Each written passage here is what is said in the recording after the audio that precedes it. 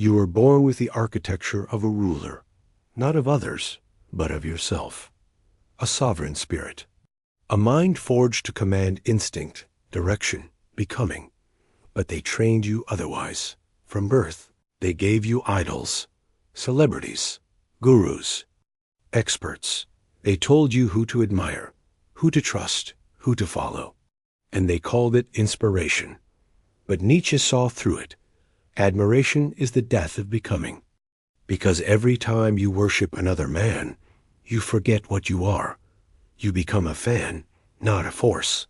You dress like them, talk like them, think like them. You quote their ideas instead of birthing your own.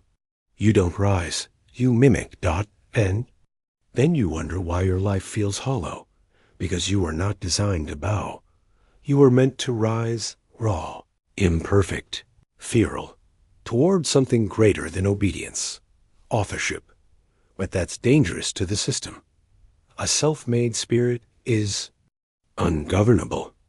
And that's why they flooded you with role models, icons, influencers, to keep you busy admiring instead of ascending. You don't need more mentors. You need a mirror. Look in it, and remember, the real you isn't watching greatness. He's building it. You think admiration is harmless. That being inspired makes you stronger. But Nietzsche warned, when you worship, you shrink. You surrender your will. You give your highest energy to someone else's life. You scroll through the lives of kings. While your own crown collects dust, they made you a spectator. They gave you platforms designed for passive awe. Every like, every follow, every obsession, it siphons your fire. You're applauding people who didn't wait for permission, while you keep waiting for yours. This is how empires fall, not through war, but through mass distraction. You don't need more idols. You need rebellion. Rebellion against passive. Inspiration. Against the comfort of being impressed. Against the fear of becoming more than just a copy. Nietzsche didn't admire. He became.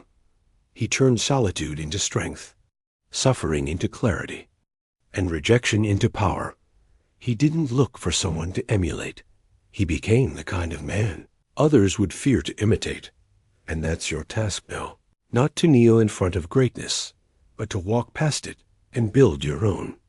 Every society has its heroes. But Nietzsche understood.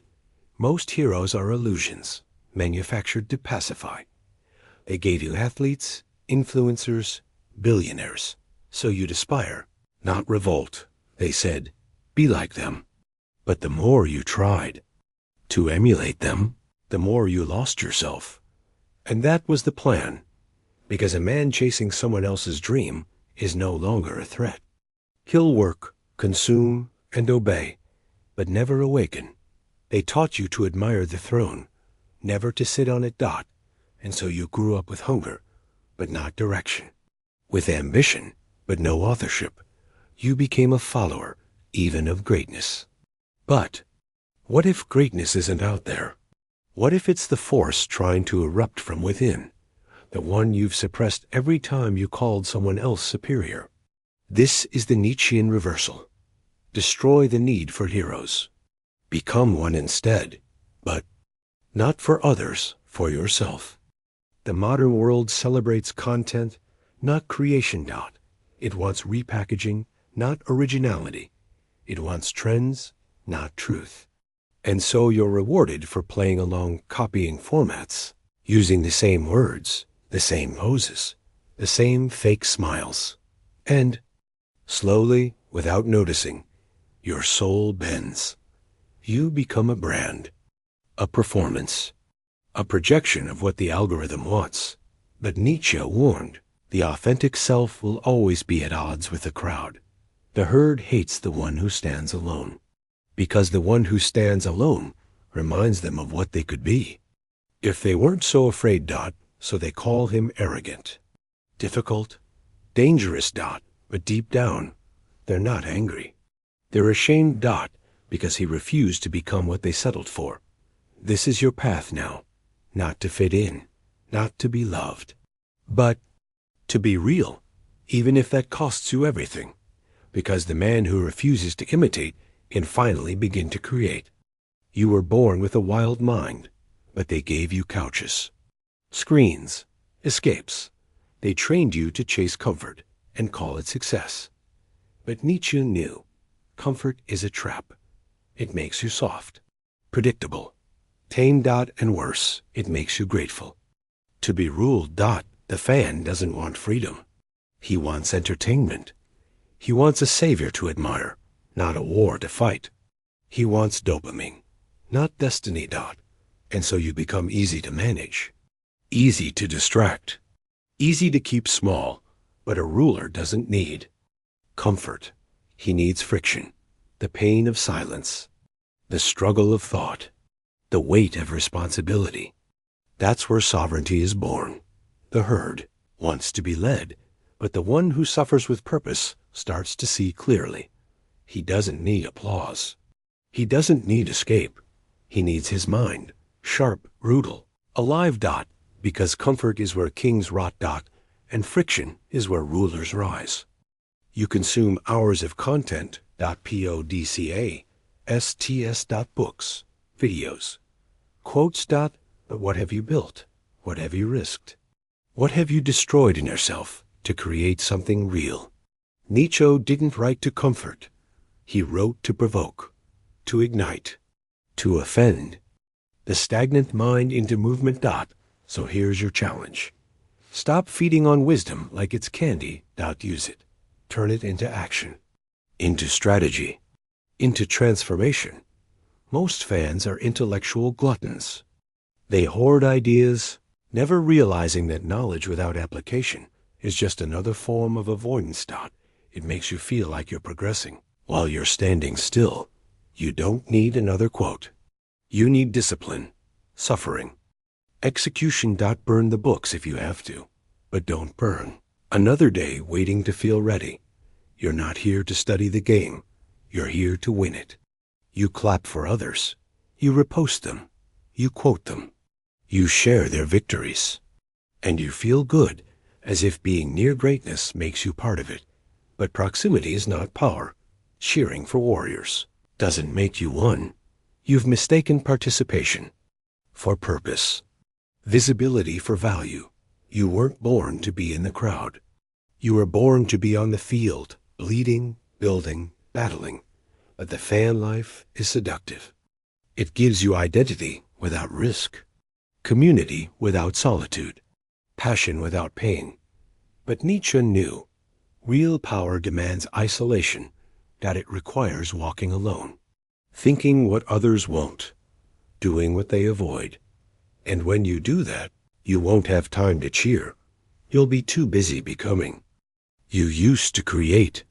As a child, your imagination was sovereign. You drew, built, asked dangerous questions. But over time, they silenced that voice, told you what was good, what was acceptable, what was marketable. You stopped creating. You started editing. You became a curator of trends, a mimic of voices, a hollow echo. Nietzsche hated this, the slow death of the inner author. He believed man must become his own creator, not of content, but of self.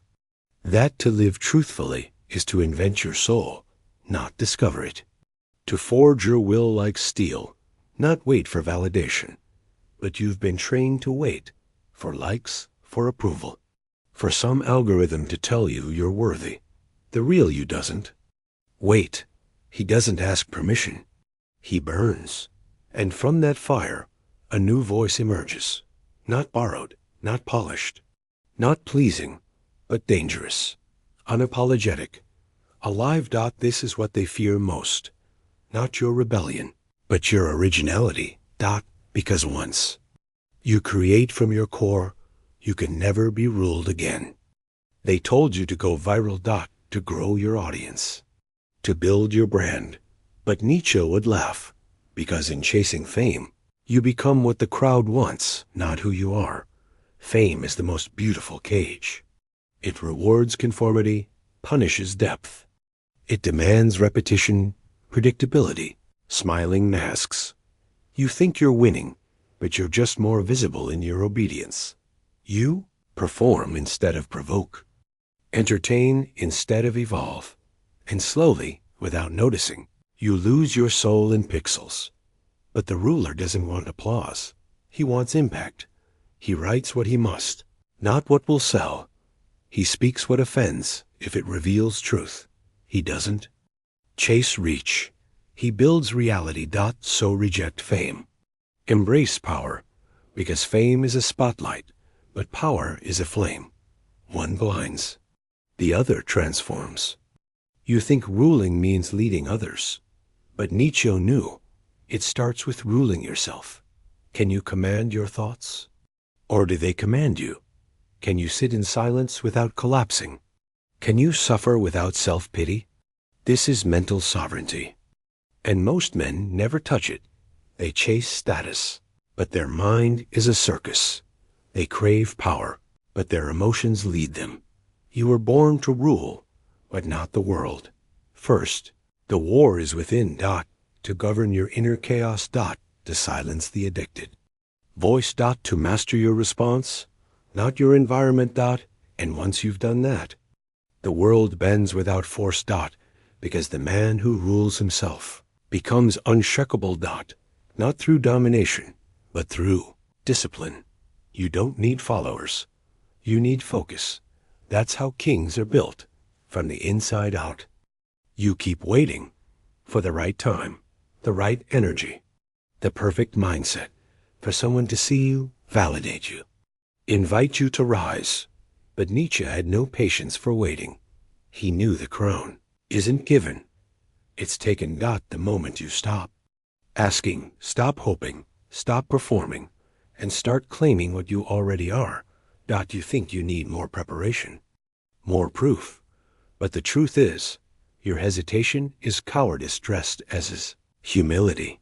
You're not unworthy. You're just unwilling to offend the world by standing tall, because the crown costs everything. Your comfort, your certainty, your former self. Once you wear it, even alone, everything changes. So stop waiting. The throne is empty. Take it. You've been taught to rise quietly. To not shine too bright. To not move too fast. To always explain, soften, apologize for your power. But Nietzsche saw power as a sacred fire, not to be hidden, but revealed. You don't owe the world humility. You owe it transformation. Stop minimizing yourself so others feel safe. Stop downplaying your ambition. Stop laughing off your clarity. You are not too much. You are the measure they forgot existed. Rise, and let their discomfort reveal their limits. Let your truth be sharp. Let your becoming be loud. You don't need to be liked. You need to be lit. The world doesn't change when men ask for permission. It changes when one man rises without apology. There's a voice in you, still cheering for others, still doubting yourself. It quotes. It copies. It waits. That voice is not you.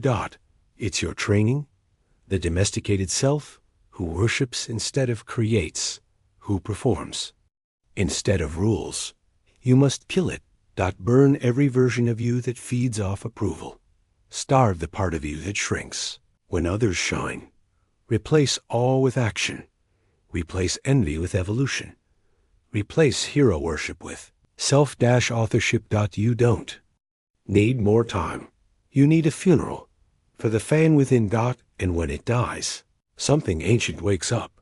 The part of you that never begged, never waited, never bowed. The truth is not that you need to become something. It's that you need to remember what you already are. A fire, a sovereign will, a force of becoming that cannot be domesticated, only distracted. They made you a fan so you'd forget your clarity, your chaos, your crown. But it's still there, under the noise, the roles, the praise you chase. It's waiting, not for instruction, but ignition. And when you stop worshiping, stop performing, stop following. The fire roars back. And in that, moment, not when you're applauded, but when you're alone and awake.